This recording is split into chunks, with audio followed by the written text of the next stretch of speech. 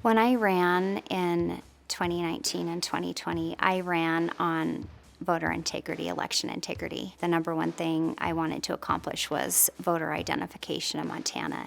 And I always share the story. I took my 16-year-old daughter to the Lewis and Clark Library to get her library card, and they requested a photo ID.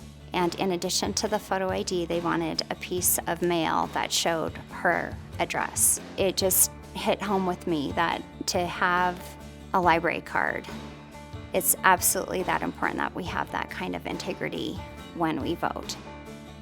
Immediately after I was elected, I went to work with my team to sponsor several pieces of legislation in the 2021 legislative session. That included voter identification, cleaning up the voter rolls. We went from cleaning the voter rolls from every other year to every year, and that's something that stands today. In the primary election, there were 43,000 undeliverable ballots, and those numbers have gone down. So that's definitely enforcing election integrity in Montana. Zuckerbucks was a huge issue in 2020, and the amount of money that infiltrated Montana without any accountability was phenomenal. It's private sector money with no accountability to the public.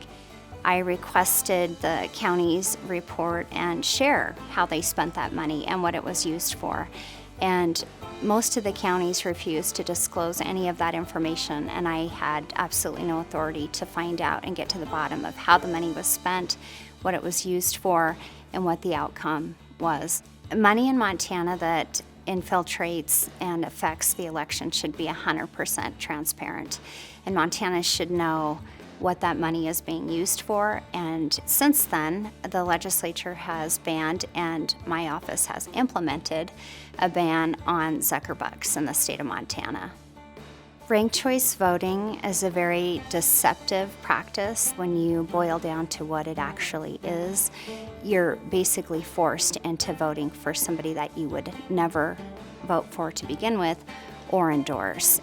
And it's not disclosed who's supporting it or why, and it's deceptive about what the potential outcome could be if we were to implement a ranked choice voting in Montana. And absolutely, Montana has very well-run elections. We've implemented many laws that have enforced election integrity and voter confidence in our state, and ranked choice voting will undermine all of the efforts that we've made to secure our elections here in Montana.